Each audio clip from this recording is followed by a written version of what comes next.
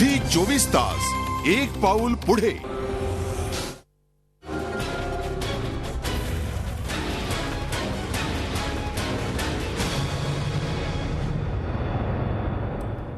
नमस्कार, रोकटोक मध्ये आपलं स्वागत.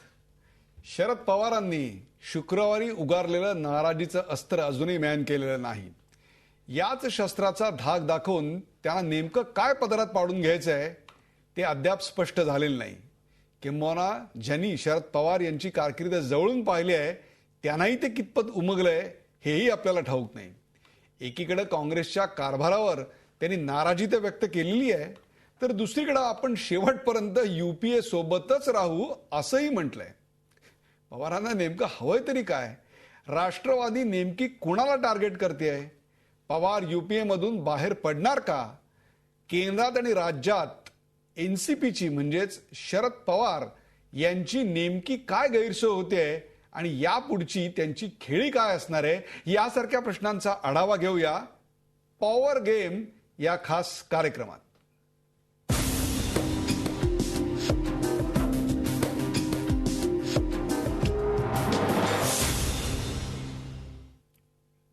चर्चेला सुरुवात करण्यापूर्वी पाहूया या विषयावरचा एक रिपोर्ट आजच्या वेगवान घडामोडींवर. सोमवार सकाळपासून दिल्लीत सगळ्यांचं लक्ष होतं ते शरद पवार यांच्याकडे.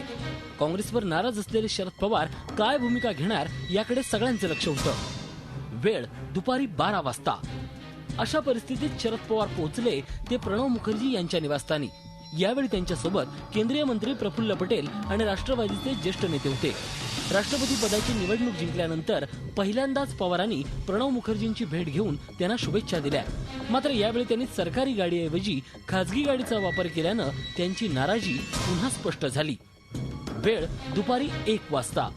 पंतप्रधानांनी राष्ट्रपतींच्या सन्मानार्थ आयोजित केलेल्या भोजन समारंभाला शरद पवार आणि प्रफुल्ल पटेल अनुपस्थितीत राहणार हे स्पष्ट झालं. नाराजी दूर होईपर्यंत कोणत्याही सरकारी कार्यक्रमांना उपस्थित राहणार नसल्याचं राष्ट्रवादीकडून स्पष्ट करण्यात आलं. वेळ दुपारी 1:30 वाजता. राष्ट्रवादीच्या केंद्रीय राज्यमंत्री आणि पीएस संगमा यांच्या कन्या अगाथा संगमा यांनी शरद पवार यांची भेट घेतली. यावेळी त्यांनी राजीनामा देऊ केला अशा आशयाची चर्चा होती. मात्र पवारांनी त्यांना सबुरीचा सल्ला दिला. वेळ दुपारी 2 वाजता. राष्ट्रवादी काँग्रेस केंद्र सरकारमधून बाहेर पडण्याच्या तयारीत असून युपीए सरकारला बाहेरून पाठिंबा देण्याचा विचार बैठकीत होऊ शकतो अशी चर्चा सुरू झाली आणि दिल्लीत राजकीय तर्कवितर्कांना उधाण आलं. राज्यातील सरकारवरही याचा परिणाम होणार का याची चर्चा सुरू झाली. वेळ दुपारी 2:30 वाजता. पवारांची नाराजी दूर करण्यासाठी पंतप्रधानांनी पवारांना फोन केल्याची माहिती समोर आली. यात प्रत्यक्ष भेटीत बोलून नाराजी दूर करू असं पंतप्रधानांनी पवारांना समजावलं. तसंच रात्रीच्या भोजनाचं निमंत्रणही पवारांना दिलं. मात्र पवार आपल्या भूमिकेवर ठाम होते. वेळ दुपारी 3 वाजता. शरद पवार यांच्या निवासस्थानी राष्ट्रवादीच्या नेत्यांची महत्वाची बैठक सुरू झाली. या बैठकीत कोणताही निर्णय झाला नाही. अंतिम निर्णयापूर्वी राज्यातील नेत्यांशी चर्चा आवश्यक असल्याचं सांगत 1-2 दिवसात अंतिम निर्णय घेणार असल्याचं प्रफुल्ल पटेल यांनी पत्रकार परिषदेत स्पष्ट केलं. तसंच युपीएतून बाहेर पडणार नसल्याचंही त्यांनी सांगितलं खरं, पण सरकारमध्ये राहणार की नाही याचं उत्तर मात्र त्यांनी टाळलं.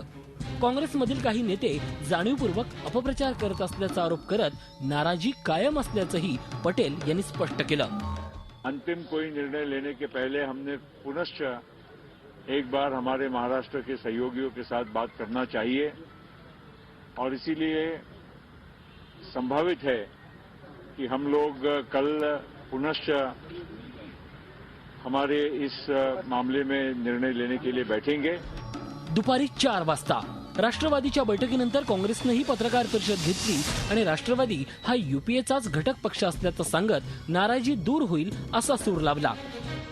देखिए, कोलिशन पॉलिटिक्स में इस तरह की स्थितियां आती रहती हैं और आमतौर से वे बातचीत से आपसी समझ के आधार पर सुलझ भी जाती हैं और let us hope for the best. एकूणच पवारांच्या या दबाव तंत्रातच सोमवारचा दिवस पार पडला आणि मंगळवारी होणाऱ्या बैठकीकडे पुन्हा सगळ्यांचं लक्ष लागलं. झी 24 ताससाठी दिल्लीहून रश्मी पुराणिकसह ब्युरो रिपोर्ट.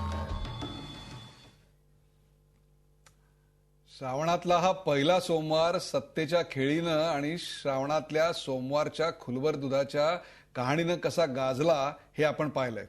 मला आजची चर्चा सुरू करताना आजचे आपले जे नामवंत पाहुणे आहेत त्यांची ओळख करून द्यायची आहे. आपल्यासोबत आहेत भरतकुमार राऊत, ज्येष्ठ पत्रकार तसंच शिवसेनेचे खासदार दिल्लीहून ते आपल्यासोबत आहेत. माझ्यासोबत आहेत प्रकाश बाळ, ज्येष्ठ पत्रकार, आणि त्याचबरोबर आमच्या स्टुडिओमध्ये आहेत ज्येष्ठ पत्रकार अभय देशपांडे. मला सर्वात पहिला प्रश्न प्रकाश बाळ यांना विचारायचा आहे. प्रकाश बाळ, आपण इतकी वर्ष राजकारण पाहताय, पवारांचं राजकारण अतिशय जवळून पाहताय. मला एका प्रश्नाचं उत्तर द्या. पवारांना काय सिद्ध करायचंय का पवारांना काही साध्य करायचंय? नाही, पवारांची गेल्या 30 वर्षातली जर आपण कारकीर्द बघितली तर आपल्या असं लक्षात येईल की त्यांना जे काही सिद्ध करायचं असतं किंवा जे पाहिजे असतं त्याच्यावर प्रकाशझोत पडू नये अशीच त्यांची सगळी रणनीती असते. त्यामुळे तुम्ही जर बघाल तर सुरुवातीला मंत्रिमंडळात दुसऱ्या क्रमांकाचं पद नाही मिळालं किंवा स्थान नाही मिळालं म्हणून चर्चा सुरू झाली आणि मग त्यातनं हे सगळं पुढे उलगडत गेलं. मला असं वाटतं की त्यांचा या सगळ्या ज्या दिल्लीतल्या नाराजीची त्यांची जी भूमिका आहे त्याचा संदर्भ सगळा महाराष्ट्रातल्या घटनांशी आहे आणि त्याचबरोबर काही आर्थिक गोष्टीवर त्यांना निर्णय हवा आहे आणि तो निर्णय काँग्रेसच्या मंत्रिमंडळात होत नाहीये. अशा 2 गोष्टीसाठी मला वाटतं त्यांनी ही नाराजीचा सूर लावलाय. आज जो काही निर्णय व्हायचा होता तो पुढे ढकलला गेला. याचं एक कारण असं आहे की समजा पवारांनी अगदी तयारी केली आणि केंद्रीय मंत्रिमंडळातून ते प्रफुल्ल पटेल, आगाथा संगमा वगैरे लोक बाहेर पडले आणि युपीएतच राहिले तर महाराष्ट्रातल्या मंत्रिमंडळात राष्ट्रवादीनी राहणं हे कठीण होईल आणि त्यावेळेला काय करायचं ह्याचा कुठेतरी निर्णय होणं बाकी आहे आणि त्याबद्दल महाराष्ट्रातले जे राष्ट्रवादीचे नेते आहेत त्यांच्याशी पुरेशी एकवाक्यता नसल्यामुळे बहुतेक हा निर्णय पुढे ढकललेला दिसतोय. पण पवारांना याच्यात साध्य काय? प्रकाशजी मला सांगा, पवारांना साध्य काय करायचंय नेमकं?